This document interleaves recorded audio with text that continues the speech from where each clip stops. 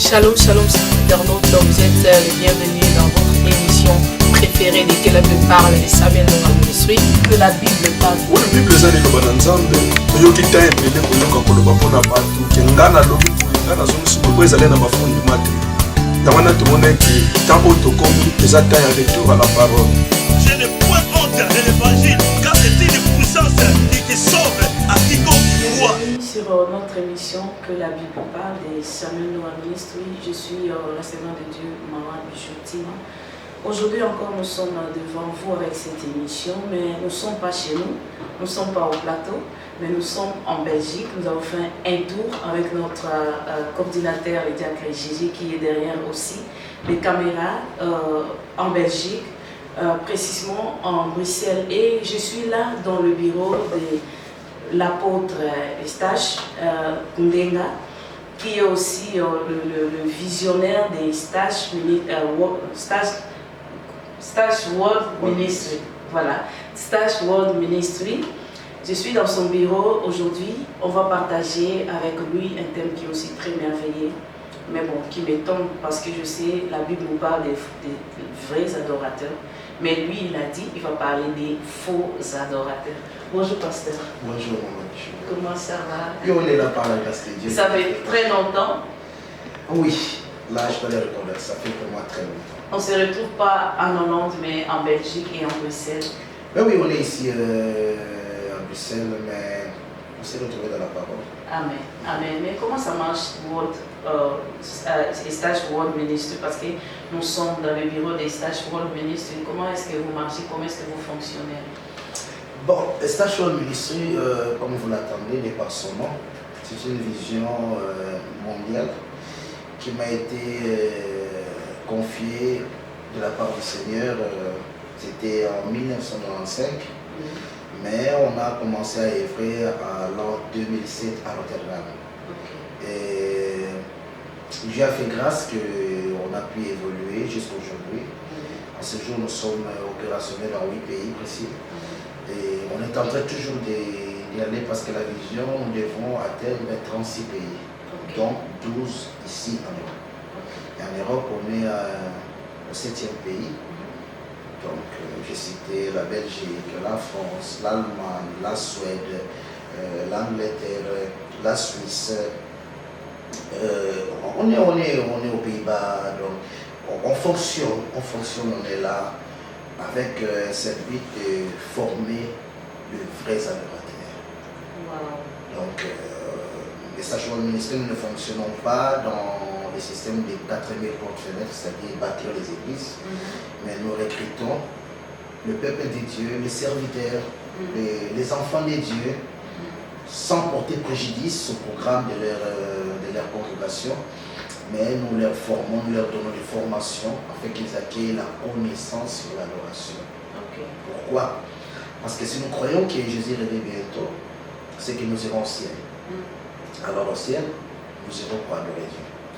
Au ciel, il n'y aura pas d'évangélisation, il n'y aura pas de suivi des offrandes, des dîmes, tous ces débats rampés de la vanité, des vanités que les gens font aujourd'hui. Je crois que les âmes du Seigneur ont besoin d'être préparées pour la grande vie qui nous attend après la mort ou après l'enlèvement. Et c'est la vision que Dieu m'a donnée. Donc on est là, on bouge un peu ça et là, on forme les serviteurs, on forme les peuples des dieux. Pour aider les gens à être stables.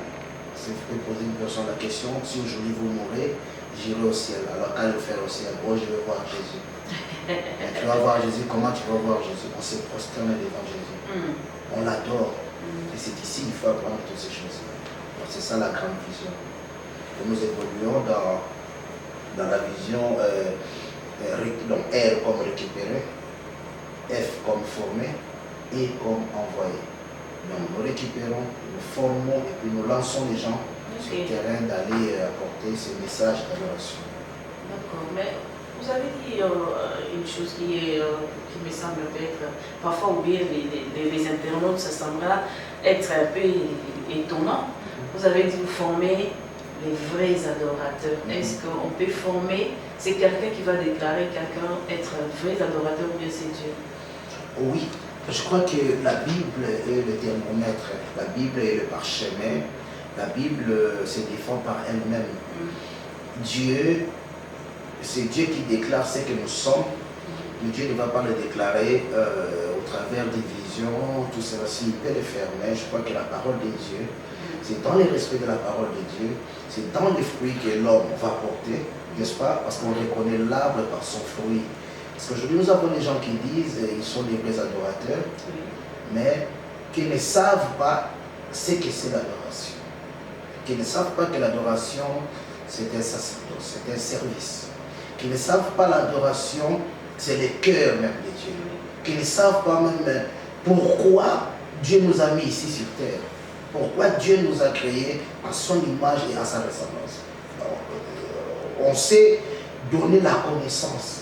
Lorsque la connaissance entre dans la vie d'une personne, à un moment donné, elle va germer, elle va commencer à produire des fruits. Et c'est comme ça, je bénis vraiment le Saint-Esprit, béni soit son nom. À l'expérience, on a recruté pas plus de 100 étudiants de partout dans le monde. Déjà 100 étudiants. Nous sommes aux 4e promotion. On a travaillé. Dieu a fait grâce que, vous voyez, après la formation, les gens vous disent, papa, j'ai béni Dieu. Nous apprenons les gens à se prosterner devant Dieu. Nous apprenons les gens à comprendre que même quand on fait la prière de notre Père, notre Père qui est aux cieux, que ton nom soit sanctifié, que ton règne vienne, que ton nom soit sanctifié. Christ avait recommandé qu'avant que nous ne fassions pas que ce soit, nous devons d'abord adorer Dieu. Mais qu'est-ce que l'adoration? Parce que la Samaritaine aussi avait crié adorer Dieu. Alors Jésus lui a dit, vous adorez ce que vous ne connaissez pas. Donc c'était une fausse adoratrice. Donc c'est les Écritures. Donc c'était une adoratrice, mais qui adorait dans les faux. Et aujourd'hui, il y en a plein, ils sont pleins. Vous voyez? Donc Dieu témoigne, mais au travers de la parole. Cette connaissance, quand nous la réquisitionnons en nous, elle nous forge, elle nous transforme, elle nous donne cette passion-là de demeurer dans la sainte présence. Quand David dit une journée dans ta présence vaut mieux 1000 ans qu'ailleurs. Mais qui fait le prophète David? Un vrai adorateur. L'homme doit comprendre que dans l'adoration, on dépasse le paradis, on dépasse les royaumes des cieux, on pénètre dans les royaumes des dieux, on dépasse la mer cristallisée, on dépasse les sanctuaires, on est devant Dieu. Et ça, c'est une dimension où... voilà, c'est une dimension tellement profonde que les gens sont en train de rater ce cycle-là. Ok, parlons un peu alors des faux, faux adorateurs. Comment reconnaître d'abord un faux adorateur? Parce que vous avez déjà parlé de la femme samaritaine qui croyait être dans les vrais, mais qui était dans les faux. Mais actuellement, comment reconnaître un vrai adorateur? Un vrai ou un faux? Un faux, plutôt. Merci, maman. Oui. Vous savez, vraiment, je suis très content que vous soyez venu. Quand je vous vois comme ça, je pense à ton mari. C'était un frère qui m'a beaucoup, l'homme de Dieu, André Manzambi. C'est une personne que je ne peux jamais oublier dans ma vie. Jamais. Ça, je l'ai dit devant l'écran. Jamais. Et même à l'homme de Dieu, ça veut dire, vous savez, ça, c'est une famille. C'est une famille. Oui. Donc vraiment, la Bible dit, nous devons témoigner des bonnes choses, c'est très important. Alors pour revenir à la question que vous venez de me poser, toute personne qui ne converge pas au respect de la parole de Dieu, tout acte qui est posé, qui ne se conforme pas à la parole de Dieu, toute vie menée hormis la volonté divine, cette personne-là, c'est un faux adorateur. Vous comprenez? Oui. Parce que chez Dieu, vous pouvez obéir à 9 règlements et vous désobéissez seulement. N'est-ce pas? Dieu vous dit non, mais vous devez vous repentir. Donc c'est-à-dire, le problème, les gens sont des faux adorateurs parce qu'ils n'accusent pas du respect à l'égard de la parole de Dieu. Je peux vous le prouver bibliquement. Dans Genèse chapitre 22 au 5e verset, Dieu va envoyer Abraham en disant à Abraham, tu iras sur le mont de Morija, tu vas sacrifier ton enfant. Et la Bible dit, après avoir fait 3 jours de marche, Abraham qui va élever les yeux, qui verra la montagne des Moréjas. Alors c'était pour la première fois que le mot adoration fut mentionné dans les Écritures. La première personne qui a fait sortir dans sa bouche ce mot adoration, c'était Abraham. Mais c'était dans quelles circonstances? Il devait, parce que quand nous disons sacrifier, on pense que c'est comme si du McDonald's, des chocolats. Non, il devait tuer son fils. Et qu'est-ce qu'Abraham a appelé adoration? C'était le respect de la volonté de Dieu. Donc c'est là où nous disons, il y a une personne qui se dit, enfant de Dieu, un vrai adorateur, mais qui n'acquise pas du respect à l'égard de la parole. C'est comme la femme là qui a dit, nous adorons, Jésus lui dit, va m'appeler ton mari. Et je n'ai pas demandé, Jésus dit, voilà, tu en as eu 5. Et même celui que tu as maintenant, il n'est pas tien. Donc tu dois, Jésus avait démontré à cette femme qu'elle était une fausse adoratrice. Et alors aujourd'hui, ils sont pleins. Voyons un peu ce qui se passe aujourd'hui dans notre communauté. Voyons un peu comment les gens s'entretuent dans l'œuvre de Dieu. Voyons un peu la jalousie, les rejets, les fausses prophéties, les faux messages, cette histoire d'escroquerie financière. Voyons un peu ce qui se passe. Là où l'homme cherche la gloire humaine, au lieu de placer la gloire de Dieu. Ce sont des faux adorateurs. Nous ne devons pas mélanger nos paroles. Ce sont des faux adorateurs. Quand un serviteur prêche le mensonge, on lui dit que ça c'est un mensonge, il défend les mensonges. La Bible dit, malheur à la personne, malheur à celui qui appellera le mal bien. C'est un faux adorateur. Parce qu'un vrai adorateur cherche l'intérêt de la gloire du Seigneur. L'homme est créé pour la gloire du Seigneur. Point barre. Point barre. Christ est venu là donner sa vie pour que nous puissions les glorifier. Donc c'est-à-dire, quand nous faisons des faux adorateurs, c'est ces gens immatures qui s'introduisent dans les ministères pour mettre des désordres sur les faux adorateurs. Ces gens-là, ces gens incrédules, qui refusent d'obéir à la parole de Dieu, ce sont des faux adorateurs. Ceux qui viennent dans l'œuvre de Dieu avec des motifs X ou Y, moi je suis comme ça, c'est mon frère, c'est mon ami, c'est ma patrie, c'est tous ces gens-là qui font des choses-là, ce sont des faux adorateurs. C'est pour cela qu'il y a eu lutte entre Christ et les pharisiens. Jésus a dit, mais vous violez la parole de Dieu au profit de votre tradition. Vous comprenez? Aujourd'hui, on a des églises traditionnelles. Aujourd'hui, tu ne peux pas prêcher à un pasteur, par exemple, de Kassai, il faut laisser le Chibao. C'est un problème. Non, qu'on nous présente Christ, qu'on nous présente la parole. La parole peut être succulente, elle peut être amère, mais c'est la parole. Ici, je ne parle pas, je ne fais pas allusion aux faiblesses humaines, le péché que l'on peut commettre, non. Mais je fais allusion au respect de la parole de Dieu. Si tu obéis, il y a la bénédiction qui t'attend. Si tu n'obéis, Dieu a été catégorique.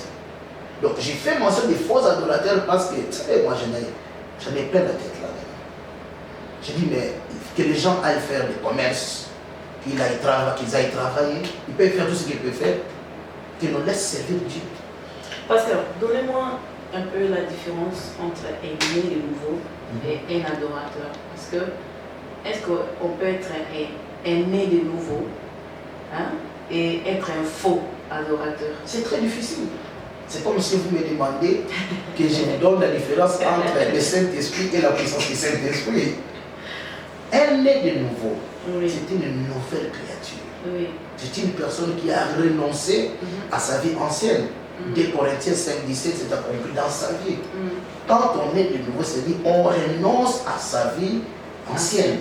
On devient une nouvelle créature. Quand est-ce qu'une personne devient une nouvelle créature? Quand il donne sa vie à Christ. Quand il accepte de marcher dans le respect de la parole de Dieu. Donc, départ est né de nouveau. On emboîte les pas où on est déjà entré dans les pistes des vrais adorateurs. Mais cependant, aujourd'hui, on a des nés de nouveau apparents, des gens mal convertis, des gens qui n'ont pas encore expérimenté métanoïa dans leur vie. Donc, on ne peut pas être un né de nouveau sans être un vrai adorateur. Non, Si tu es un né de nouveau, tu es automatiquement un vrai. Non, tu es dans le piste de devenir un vrai adorateur. Pourquoi? Oui. Parce que lorsqu'on vient de naître dans le Seigneur, on n'a pas acquis la totalité de la connaissance. Tu dois te faire enseigner. Mais par contre, un né de nouveau a toujours été sensible voilà, à la parole de Dieu. Lorsque vous lui prêchez la parole de Dieu, il accepte. Vous voyez? Mais là, c'est pour ça que je dis qu'on emboîte déjà le pas vers cette qualité-là. Parce que même quand je dispense le cours de l'adoration, je débute toujours dans l'affermissement de la vie chrétienne. Parce que l'homme, tu ne peux pas être un bon adorateur, tu n'es pas né de nouveau. C'est quasi impossible. Vous savez, même les pasteurs aujourd'hui, les mal convertis, les gens qui n'ont pas expérimenté la vraie repentance, les gens qui ont usurpé l'autorité ministérielle, qui se sont fait autoproclamer, ce sont des faux adorateurs. Mais comment expliquer des faux adorateurs qui est en train de diriger, soi-disant, des églises? Ils doivent fermer, maman. Les enfants. Parce qu'au moins, je ne pense pas que dans une église où le pasteur est un faux adorateur, qu'il n'y ait même pas quelqu'un, une personne qui est un vrai. Est-ce que c'est possible? C'est possible. C'est possible parce que la souveraineté de Dieu, n'est-ce pas? Oui. Dieu fait tout ce qu'il faut. Vous voyez, même dans des congrégations sataniques comme des catholiques, des bimans, c'est sur les choses sataniques, nous devons dire la vérité. Il y a aussi des enfants de Dieu. Mais ces enfants-là, à un moment donné, Dieu les fera sortir. C'est comme nous aussi, autrefois, nous étions aussi dans ces choses-là. Dieu nous a fait sortir. Vous voyez? Mais pendant qu'ils sont là, par exemple, quand je dispense des cours comme ça, qu'est-ce que je me retrouve comme problème? Il y a des gens qui viennent, qui apprennent la connaissance. Après avoir, voilà, ils retournent maintenant dans leurs églises. Le pasteur dit, nous allons adorer Dieu. Cet enfant-là qui est passé dans mon école, il sait que nulle part dans la Bible, je dis bien, je pèse bien mes mots, du Genèse à l'Apocalypse, nulle part dans la Bible, là où les gens ont adoré Dieu, ils sont restés debout, s'asseoir ou à genoux, nulle part. Même quand le diable, dans Luc chapitre 4, si vous lisez, même quand le diable avait tenté le Seigneur en disant que le Seigneur devait l'adorer, même le diable avait dit, si tu te prosternes et m'adores, nulle part on peut adorer Dieu sans se prosterner. Cet enfant-là s'est fait enseigner. Comme nous ne demandons pas aux gens de quitter les églises. Vous savez, les gens qui demandent au peuple de Dieu de quitter l'église, venez chez moi, ce sont des immatures, ce sont des gens que Dieu n'a pas appelés. Hein? Ce sont des gens qui nous embrouillent dans l'œuvre de Dieu. Hein? Alors, l'enfant là rentre à l'église. Maintenant, le pasteur a dit, levez-vous, nous allons adorer l'Éternel. L'enfant a compris, ok, on va adorer Dieu, l'enfant s'est prosterné. Et le pasteur qui va entonner, Papa ngai naye awa, ngai naye nzambe, fumula ngai ndako. Est-ce que vous comprenez cela? Comme c'est le pasteur, l'enfant est toujours dans l'attitude d'adoration. Mais après, il est retourné indirectement vers moi. Parce que moi j'ai appris au peuple de Dieu le respect des hommes de Dieu. Même les enfants de Dieu qui ne respectent pas le peuple de Dieu, ce sont des faux adorateurs.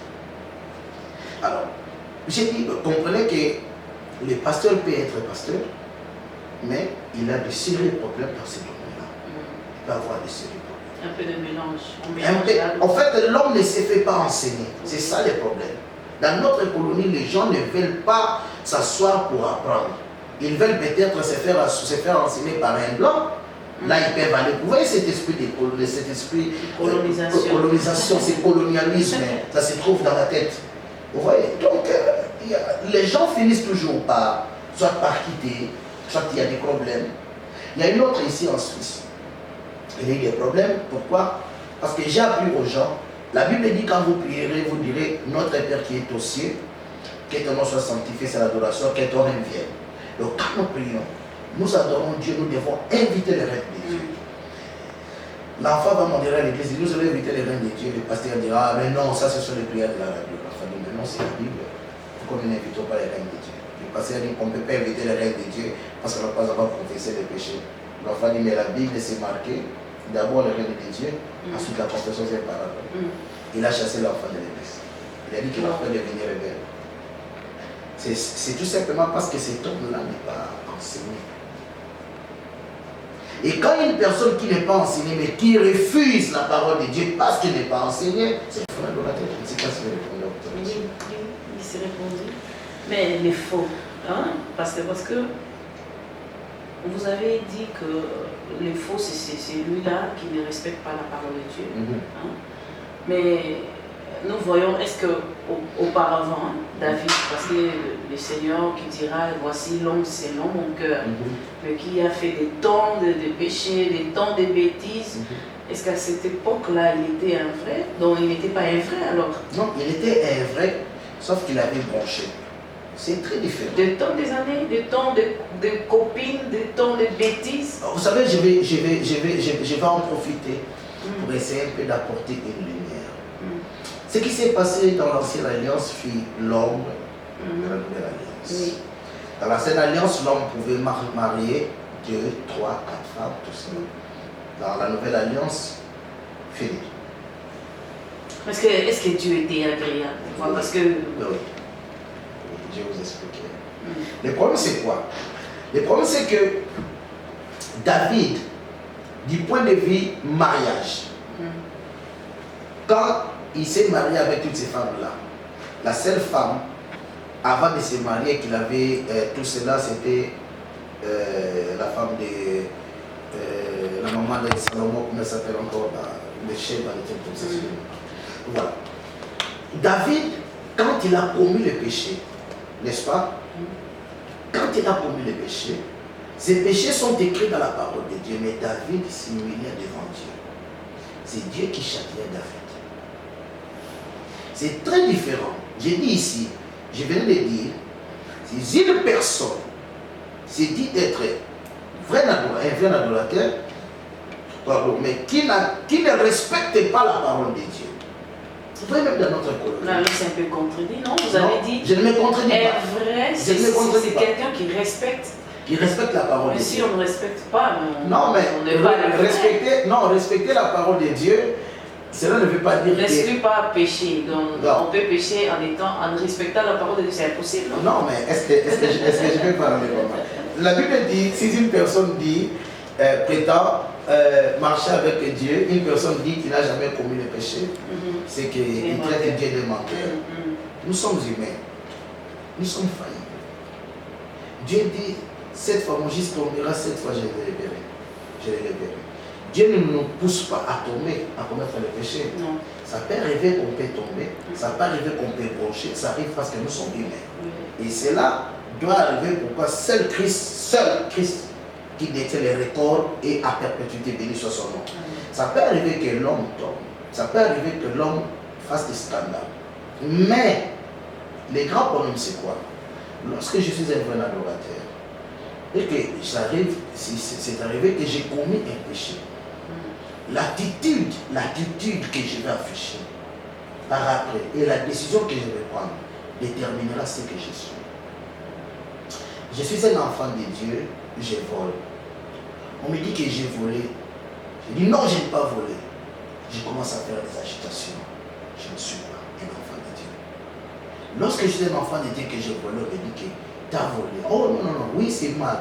Ah, j'ai commis un péché. Pardonnez-moi. Seigneur, pardonne-moi. J'ai pris une décision de ne plus retourner. Ça, c'est diffère à une personne qui se cramponne. Vous savez, même dans le domaine du péché, il y a du péché, il y a l'iniquité. Donc, il y a des autres qui, tu fais un péché, tu es tombé dans un péché, mais il y a des autres personnes, comme nous dit la Bible, ils aiment, ils pratiquent. Un pasteur qui mange chaque jour de parler en langue. Chaque jour qu'il se met debout devant les enfants de Dieu, il est conscient que la langue là que je parle, je mens aux enfants de Dieu. Mais parfois pas. Parfois, ils croient que c'est du vrai. Comment c'est différent? On ne peut pas croire. Parce qu'il y a personne qui a mesuré. Hein? Non, mais face à sa conscience, vous savez, la Bible dit, oui. Il y a des gens qui ont perdu la foi et la bonne conscience. Maman Bijou, moi, vous pouvez dire, apôtre Esther, c'était un vrai serviteur de Dieu. Je peux donner l'image que je suis un vrai serviteur de Dieu. Mais dans ma conscience, je sais que je suis féticheur. Oui. Dans ma conscience. C'est quand je dis ici, les gens, allez ici en Belgique, des serviteurs occultistes. C'est plein. Allez en Hollande, des serviteurs de sorciers. C'est plein. En Angleterre, n'en parlons même pas. En Allemagne, on ne comprend même pas qu'est-ce qui se passe. Au Congo, c'est le plus pire. Et en Afrique, ici, là, on fait manger les gens des serpents. Mais ce sont des faux adorateurs. Ils sont conscients qu'ils sont dans les faux. Et ils veulent demeurer dans les faux pour leur gagne-pain, pour leur gloire humaine. C'est-à-dire, disons, si un frère adorateur pêche, la Bible dit, celui qui reconnaît ses transgressions, qui les avoue et qui les délaisse, obtient miséricorde. Ouais, mais ici, j'ai fait mention à des gens tels que la femme là. Elle parlait avec le Seigneur, mais consciemment, elle savait que le mari qu'elle avait, qu'elle vivait, ne l'appartenait pas. Mais elle a gardé cette attitude. Christ a dit, mais vous n'adorez celui que vous ne connaissez pas. Pourquoi? Le Seigneur lui a dit indirectement que maintenant tu t'exerces, il dit une fausse adoratrice. Pourquoi? Parce qu'elle n'avait pas du respect à la parole de Dieu. Donc quelque part, je dirais que celui qui a perdu sa bonne conscience face au respect de la parole de Dieu, c'est un faux adorateur. Comment revenir du faux au vrai? L'humilité. Okay. L'humilité. L'humilité. Et vous savez, la Bible dit dans Hébreux au chapitre 6, la Bible dit, il est très difficile. Il est très difficile pour ces gens qui ont goûté aux choses spirituelles, aux dons spirituels, et d'aller les rechercher pour les ramener. Vous voyez, la gloire humaine, un pasteur qui vous passe par exemple dans Samuel Lomamel, ce que je salue, papa Samuel, soit avec mon frère, qui vous passe là, qui est conscient que les choses qu'il est en train de divulguer, de dispenser, ce sont des choses qui vont empoisonner les enfants de Dieu. Demain, il revient encore. Le lendemain, il revient encore. Il est conscient que ce qu'il dit, ce n'est que des fourberies. Une telle personne, comme c'est son goût, comme c'est sa vie, comme c'est sa façon d'évoluer, à moins que Dieu puisse l'amener que Dieu puisse le contraire. Sinon, c'est très difficile. Mais la porte dont les gens peuvent entrer, c'est l'humilité. C'est de dire, non, je crois que je suis dans le feu. Okay. C'est de dire, ce que je fais, non, je crois que je dois chercher Dieu. Vous voyez cette conscience-là, et cette décision de s'humilier. De s'humilier que non, je dois quand même apprendre parce que je trouve que tout cela. Lorsqu'on a déjà cette initiative dans sa tête, et bien voilà, c'est le changement. Et c'est de s'asseoir qu'on se fasse enseigner. Les gens doivent se faire enseigner. Si Dieu m'a fait grâce dans les domaines d'adoration, peut-être dans le domaine de la foi, dans les domaines, je suis faible. Je dois m'asseoir. Le bien-aimé qui a cette grâce-là, qu'il puisse m'enseigner. Mais si je me dis, oh non, je suis à votre stage, je suis responsable, tout cela. D'accord, pasteur, mais nous sommes presque à la fin parce que le temps manque vraiment, ça va très vite. Moi, la dernière question, parce qu'aujourd'hui, on a aussi un problème qui est sérieux, de voir des choses contraires. Supposons un vrai qui était devenu le faux, qui s'est converti lui-même avec le Seigneur, mais on continue aussi de les traiter comme du faux. Je n'ai pas bien saisi votre question. C'est comme quelqu'un un serviteur de Dieu par exemple, qui était un vrai, mais il a péché. Il a péché, il est tombé, mais par après il s'est réveillé, il s'est repenti envers le Seigneur. Mais nous, comme étant des humains, on les traite selon ces péchés-là. Comme on les traite comme étant un faux adorateur. Comment il va faire? Ou bien comment nous, qui traitons le vrai par rapport à leur péché étant des faux? Vous savez, c'est ma vie. C'est la chose que j'ai subie dans ma vie. 27 ans de vie chrétienne, 24 ans de ministère. J'ai connu les hauts et les bas. J'ai connu la chute, j'ai connu la marche avec le Seigneur, j'ai connu le rejet. Quand l'homme qui ne peut fortifier, qui ne peut voir le cœur de l'homme, rejette, Dieu automatique. Je crois que l'exemple de la mort de notre sœur qui venait de nous quitter, Marie Lessam, Je crois que ce que le Saint-Esprit a fait après sa mort doit nous interpeller. Une personne qui est tombée n'a pas besoin que les gens puissent les reconnaître qui s'est révélé, qui s'est relevé. Ça, c'est un problème. Parce que si tu t'attends à ce que les gens t'agréent, c'est Dieu qui te confond. Parce que ces gens-là qui vont te prouver, ces gens-là qui te rejettent, ils pêchent aussi. Ils pêchent aussi. C'est-à-dire, quand tu tombes et que tu es conscient que tu es tombé et que tu t'es repenti devant le Seigneur, alors marche devant Dieu. Quand Dieu pardonne, il te justifie. Quand Dieu te justifie, même si le monde t'a rejeté, Dieu va évoluer. Moi, j'ai connu le rejet. Moi, j'ai connu les critiques. Moi, j'ai connu l'abandon. Moi, j'ai connu les blocs de serviteurs. J'ai connu tout un tas de choses. Mais aujourd'hui, où sont ceux qui me connaissent? Ils sont quasi nuls. Nuls. Une fois, j'ai rencontré un autre, on était dans l'avion, on s'est rencontré à Francfort. Moi, j'ai allé à Genève, lui aussi allé en Suisse. On s'est rencontrés là, ça va mon frère, ça va, on a parlé. Il m'a dit, puis je lui ai parlé de sa chambre de ministère, il m'a dit, eh bien voilà, Dieu t'a fait grâce. J'ai dit, frère, c'est ça. Quand vous et toi du monde, vous m'avez rejeté, et heureusement que Dieu ne rejette pas. Donc, je vais dire à cette personne de se confier au Seigneur. S'il cherche l'approbation des hommes, il sera déçu. L'homme est méchant de Dieu. Parce qu'effectivement, tous ces gens, ce sont des faux adorateurs. Si tu ne penches pas ça, il dit, maman, je t'ai approché. Oh papa, ce n'est pas le fait qu'il t'a approché, tu es devenu mon ennemi. La Bible dit dans Job, l'ami a droit de la compassion de son ami, même si celui-ci aurait perdu la crainte de Dieu. Mais qu'est-ce que nous faisons? Ce que nous a octroyé, c'est ces droits-là de rejeter nos péchés. Quelle était la position de Christ face à la femme adultère? Nous lisons la parole, mais il n'y a pas le respect de la parole. Et quand une personne agit comme ça, c'est qu'elle est charnée. Et ce sont des gens comme ça là. Que moi je dis, ce ne sont pas moi, mais la Bible dit, ce sont des faux adorateurs. Qui peut prêter son doigt en haut et dire qu'il n'a pas péché? Personne. Voilà.